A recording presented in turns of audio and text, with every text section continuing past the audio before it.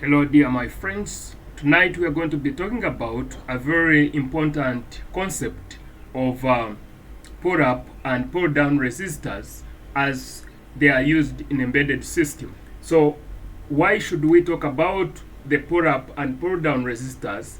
Because they solve a problem of a floating input to a microcontroller. Imagine a point where you want to have an input, for example, to any pin of a microcontroller, and then you have another pin where you have other outputs, for example, lamps or anything, a motor, a lamp, and any other output devices. So you know when you push a button or you cross the switch, you should have your output. But where you don't design your circuit very well, you'll find that you're going to have issues of a floating input, whereby even in the absence of an input, you can have an output. I'm saying you can have your switch open and you see lamps going on and off, flickering.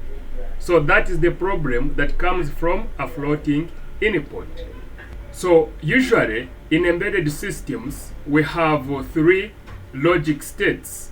So we have three logic states, and one of them is what we call logical high. Number two is logical low, and number three is what we call a floating state. So what is a floating state? This is a state in which you have an undefined high and low levels. We are saying you can have your input pin reading high and low at the same time when you have no input to that pin. For example, if it is a switch, if it is open, you still see your outputs as if you had closed the switch at the input. So that basically disturbs your design, because the design is not doing what it is supposed to do. And where do those inputs come from? Obviously, we have what we call electromagnetic interference. So this the floating states come from one, the noise, and that noise is one from electromagnetic interference. So electromagnetic interference can cause your input pin to read a high, because there are some small voltages coming from electromagnetic fields surrounding that pin. Because you know wires, you know even the surrounding pins themselves can be a source of electromagnetic fields, and therefore that interference can cause noise or electrical noise on that input pin. The other cause could be what we call capacitive coupling, and we are saying that nearby signals like digital lines switching on and off can couple into floating pins through electric fields. It is like when you talk of ghost signals jumping across. So that's what we call capacitive coupling. This creates electric field, and these electric fields are the ones that generate the voltages that these input pins are going to be reading. And the number three cause could be what we call static charge buildup. So the static charge buildup, you find that a floating pin might accumulate charge from the environment, creating random voltage shifts. And this is very common on breadboards, especially in dry environments. So how do we avert the effects of this noise or this electric noise that is coming from these sources, and therefore causing floating states on our input pins on a microcontroller? So that's where we introduce the concept of pull up and pull down resistors. So you can either go pull up or you can either go pull down resistors, depending on what you decide. So let's talk about a pull up resistors. So pull up resistors are just resistors, are normal resistors, because you just select it depending on the configuration or the complexity of your circuit. So they are resistors used to ensure that the microcontroller pin is pulled up or is pulled to a logical high level or state. So they are used to ensure that the microcontroller pin, that is an input pin, is pulled to a logical high level, okay? That is in absence of an input signal. So these resistors are used to ensure that the microcontroller pin is pulled to a logical high level in absence of an input signal. So this is the circuit configuration. So if you have a microcontroller like this, and then you want to use a pull up resistor configuration, then you're going to have your source of power, or what we call VCC, which is usually positive 5 volts. You connect it to a pull up resistor, so which usually ranges from 1K to 5 to 10K. So let us use 4.7K, which is usually a good guess. And then we have a switch here, and then here we are connected to the ground. Let us assume this is our switch. Now the pin is going to be connected in this way. So this is the input pin. So that means you are going to have your 5 volts VCC through a 4.7 kilo ohm resistor, which is a pull up resistor. Then on that, or at the end of this resistor, you connect there your wire to the input pin of the microcontroller. Then that end is now an input to your switch. This is what happens. In case you close this switch, that means you are saying I'm closing this button if it is a push button. If you close this push button, this is what is going to happen. You know, current always flows in a least resistive path. So current flows in a least resistive path. So meaning if we close here, that means the least resistive path is going to be the ground. Yes, so that means this input is actually going to be receiving a low, because this 4.7K is high. In other words, the resistance is too much in such a way that we cannot have the 5 volts, okay, sending current to the input. In other words, what the input is going to be reading is going to be low in case you close this switch. So that means in the declaration of or in defining the mode of this pin in your code, it is always going to be reading high. And then when you give it a low, when you say digital read low, then you're going to have a high output, depending on if you have another pin. Okay, maybe you have another pin that has an output, which can be maybe, for example, a lamp.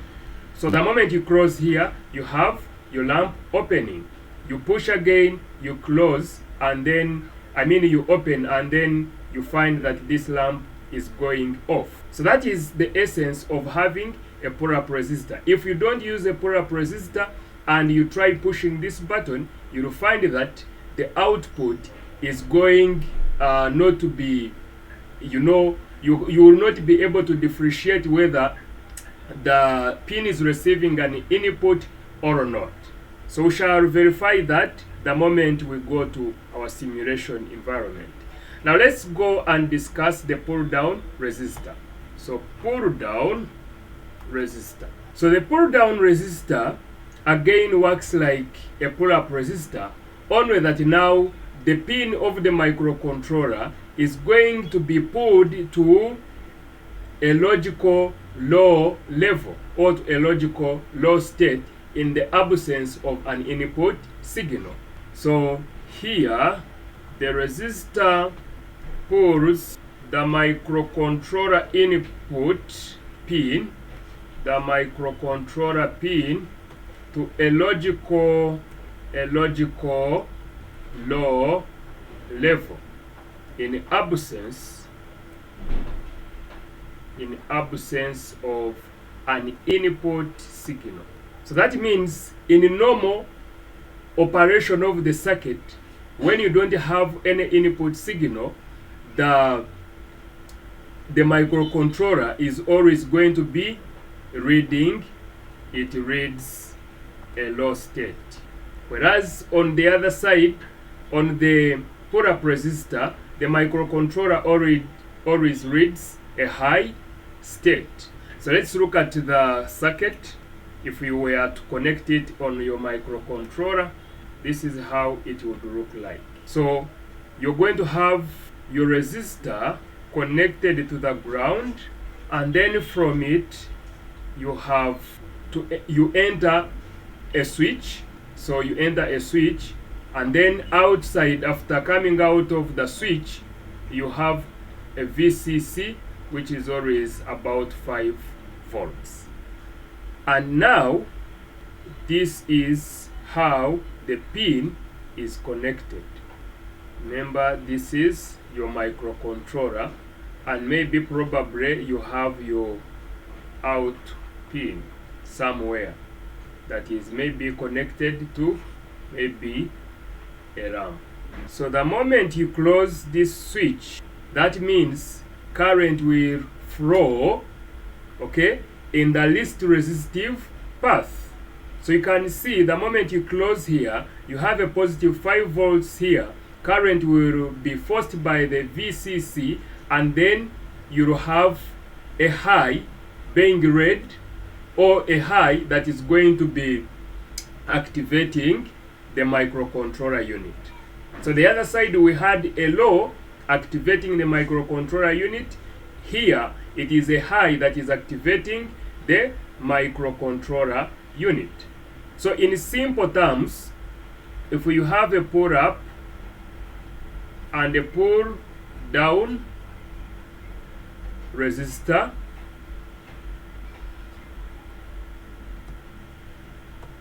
this is what is always going to happen. Here you are moving from, so we are saying here it is always going to be reading a high, and when you close it, it reads a low. And here on a pull down, we said it is always going to be reading a low, and when you close it, it reads a high. So that means in a pull up, we are going to be moving from high, we are transitioning from high to low, and here we are transitioning from low to high. So that means it is a low that activates that pin on the microcontroller, and here it is a high that activates the input pin on the microcontroller. So let's look at how you can define that in a code. So this can be seen in a void setup. So in a void setup block of the Arduino code, or if you are using any other sketch, but for us we are taking a simple example of using an Arduino sketch. that is our Arduino IDE, where we have void setup. That's where you define the states, or you define the parts of the code that are going to run once. So in a void setup, you're going to have, for example, your pin mode. Remember, this is small and this is capital. So you have a red pin which you have defined up there. You can say const int red pin, maybe you call it 13, and then you say constant int button pin is, for example, number 10. Now in pin mode, when you are defining what is your input and what is your output, so the red pin is your output, so you say output. Then you also need to define your input. Your input pin is the button pin, input. So what do you do? From here, you can also write digital, right? You say your red pin is low. Remember, this is capital. So at the very beginning, you want your red pin to be low, and then be defined, maybe turned into high when you press the push button. So you can do the same when you are dealing with the pull-up resistor, and then the code will just change somewhere somehow, and we are going to see how we can do that. So right now, let's turn to our simulation environment. So from our search engine inside our web browser, let's type in Tinkercad. So click on www.tinkercad.com. Once it opens, we can either click on Tinker, and when we click on Tinker, it should bring us circuits, and it's from here that you can say either join class if you have a link to join any class that is active somewhere, or you can start tinkering. So the moment I reach on here, I go to create, and then create circuits.